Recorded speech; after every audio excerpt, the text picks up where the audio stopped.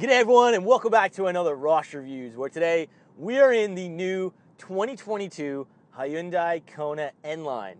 This is the premium edition and subcompact sporty SUV, very popular segment here in Australia and in the world.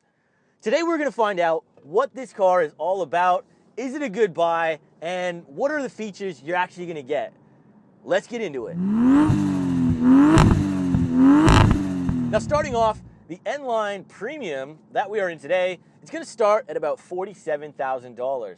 And look, for that money, you are getting a huge amount of features. We've got heads-up display in this car, we've got wireless charging, we do have heated and cooled seats, heated steering wheel, even heated rear seats, Harman Kardon sound system in this car, big 10.25-inch infotainment system, another 10.25-inch digital gauge cluster. The premiumness in here, it's pretty good. You know, even these seats we have, they are leather, they've got red stitching throughout them, they've got the N badge embroidered on the back. They're very comfortable to sit in. And even the steering wheel, it's got a pretty nice shape to it. It's not a flat bottom, but it does have nice red stitching throughout it, and it does have a pretty nice grip.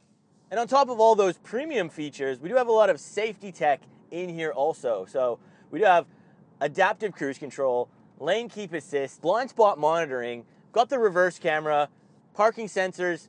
It's pretty fully loaded. You are also going to get Hyundai's 5-year unlimited kilometer warranty, which it is really good to have, that peace of mind. Now let's talk about what is under the bonnet here. So this has a 1.6 liter turbocharged 4-cylinder petrol engine, puts out about 195 horsepower and about 195 pound-foot of torque. It is mated to a 7-speed dual clutch transmission, and it is all-wheel drive. So this thing is pretty good. You know, I gotta say, it's not a rocket ship, but for 195 horsepower, this thing will surprise you at how much smiles it can put on your face and how quickly this thing can actually accelerate when you're in boost. That is the key though, because when you're not in boost, yeah, this car, it's not quick at all. It definitely has a little bit of lag in it also, but it is pretty rapid. For a little engine, this car does move. With this all-wheel drive system, it is front-wheel drive bias, and it's always using those front wheels. There is a little page you can bring up on the digital gauge cluster where it will show you actually how much power is being used and where it's getting transferred from. So basically, you've always got power going to the front wheels, essentially. And whenever you really kind of step on it or go around a corner, then you can see it use a little bit of the front wheel power and put it into the back. So that is nice that it does kind of adapt to that situation. And again, it is trying to save you fuel by having it front wheel drive bias. And the fuel economy is claimed at 6.9 liters, which sounds pretty good. But in my testing, I have not been able to get close to that rating. I've been achieving about 11 liters per 100 Ks. And when I go into the trip page and see the lifetime average fuel economy, it's showing me about 8.9 liters. So it definitely is thirsty. You know, for this kind of smaller segment of a vehicle, having that all-wheel drive, dual clutch, turbocharged, likes the boost, it's going to drink a little bit. Now, just before we continue with this Hyundai Kona N-Line review, please make sure you go ahead and hit that big red subscribe button and click the bell notifications so you get updated on all our weekly uploads and car reviews. Let's just talk about overall feel on the inside of this car. And I think overall Hyundai have done a really nice job in here in making it a nice place to sit. Most of the touch points here are soft. You know, you do have a soft elbow pad here, but you know, the door panel with the switches, it is cheap plastic. You know, it's scratchy hard. Up on the dash, it is scratchy hard plastic. Not a big fan of that, but you know, the shifter does feel extremely premium. The seats are very, very nice. The wheel feels very, very nice. In general, it is very good in here, but I do feel like there is a lot of black. It would have been really nice if they could have broken up this sea of black over the dashboard. Something like they've done with the air vents. The air vents in this car are very nice. They do feel very premium, you know, especially the circular ones here on the edge near the door. They even do a little bit of a click letting you know they're on or off, and they have a very nice weight to them.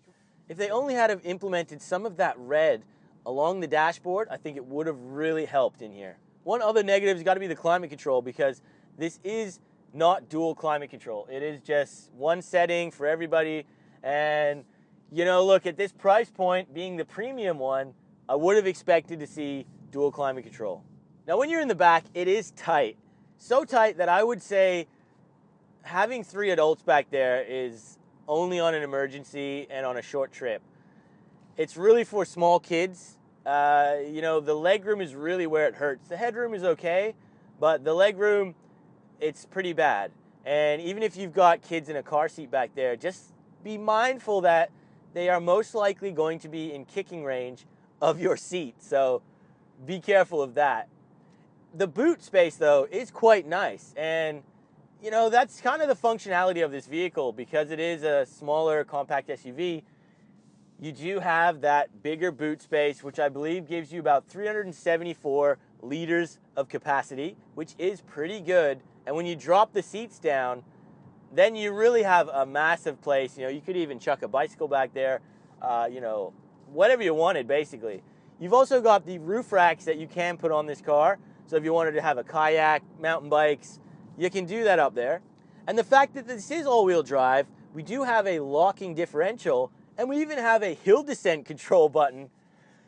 This has been, you know, it's got four-wheel drive inspiration. I wouldn't call this thing a proper four-wheel drive, but if you wanted to do some light off-roading, this is definitely capable enough. Now, we can cycle through a few different drive modes in this car. We've got our Eco, Normal, Sport, and then we have a Smart kind of adaptive mode. Each mode does do this little animation in the gauge cluster, which does look kind of cool. I have been leaving it in Eco mode. Just, I feel like with this dual clutch, with the way it changes gears, it just feels more comfortable when you're in Eco mode. The throttle is a little bit more relaxed, and it just shifts a little bit more smoothly.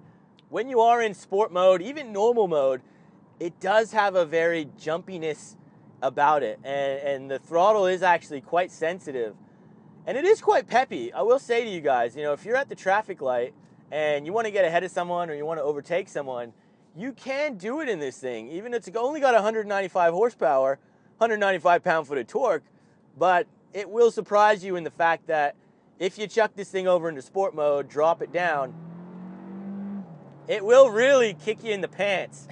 And yeah, it's not bad. It really isn't. And now, just talking about the exterior of this vehicle, when I first seen it, I did think it was very alien. I wasn't sure I was actually going to like this thing, but after having it for a week now, it has grown on me, and I do think it's actually pretty handsome. It's not going to be to everybody's style, obviously, but up the front, you know, you do have a lot of fake vents, but there are actually some in there that are functional. You've got your N-line badge up there, the big grille, you've got your daytime running lights. Then below that, you do have your separate big bright LEDs. And I'm not really usually a big fan of the split headlight design, but on this Kona, it does kind of work. I will give it to them. They have styled this thing pretty nicely. We've got 18-inch 235 tires on this car, and I actually do like the rim design. It's definitely unique, futuristic even, but I think it works in this package. You can get these as a split two-tone look, so you can black the roof out, which I personally think is a very cool look, especially in a brighter, more sporty color. Unfortunately, though, you will lose your as-standard sunroof if you black the roof out, which I think is really stupid. Hyundai definitely should have included the sunroof. I do really appreciate the fact that Hyundai have put a proper exhaust system on this. It is not fake. It's, you know, this twin outlet stainless exhaust. You know, it actually does look pretty good. Sound-wise, though, you are not going to hear really anything. It is a bit disappointing. There are no pops and bangs like the proper N version gives you. Now, as for handling, there is no adjustability in the Kona N Line Premium here. It is just, it's set, that's what it is. Luckily enough, though, Hyundai do a good thing where they actually tune their cars for Australian roads. So it is actually not a bad ride, this car. It is firm. You got to remember, this is meant to be very sporty, sports inspired. So it is a firm ride. You will feel the bumps, but it's not harsh. And when you do take this thing out to a nice backcountry road, that is really where you're going to see the benefits of this slightly stiffer suspension. So let's actually take this Kona N line to one of my favorite back roads and put it through its paces, shall we?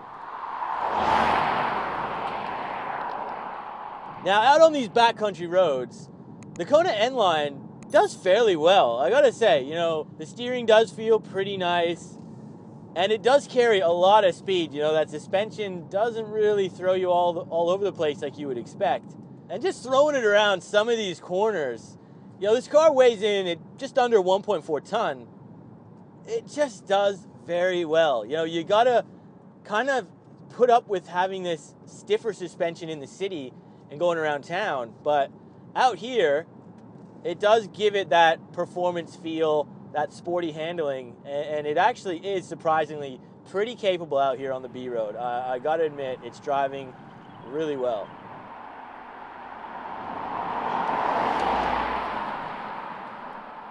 Now, 0 to 100 in the Kona N line premium here. Let us find out. I actually do not know what this car will get. We've got our draggy. We're just going to put it into sport mode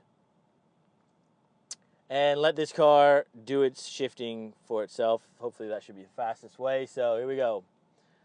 Turn the air conditioning off, give it its best chance. Here we go. 3, 2, 1, go. Again, the boost. You got to build that boost, and then this thing really takes off.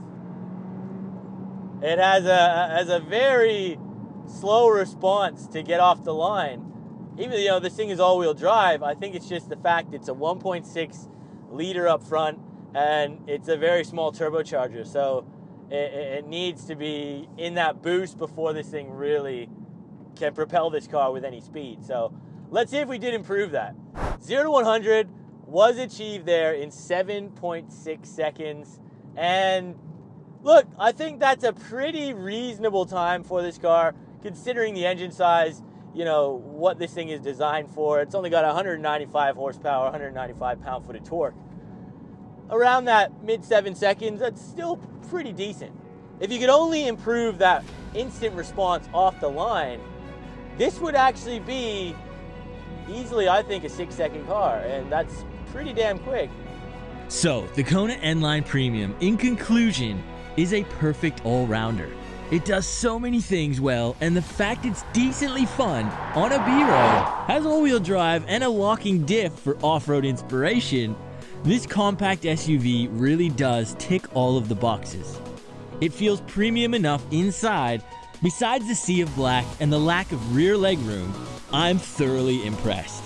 For somebody that wants a vehicle that can literally do almost everything, the Kona N line is a great choice.